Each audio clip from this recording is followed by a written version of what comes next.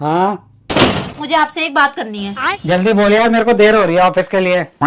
जी मैं ना नौकरी करना चाहती हूँ, मुझे अपने ऑफिस में नौकरी दिलवा दो।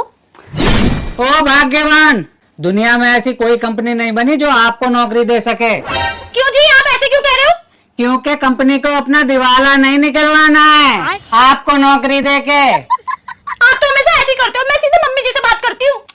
अरे भाग्यवान सुन तो सही, इधर आ, यहाँ बैठ। लेकिन एक सेकंड, मेरी बात ध्यान से सुन। मैं तेरे से एक सवाल पूछूंगा, अगर तूने मेरे सवाल का सही जवाब दिया ना तो मैं समझ जाऊंगा तू कहीं भी नौकरी कर सकती है।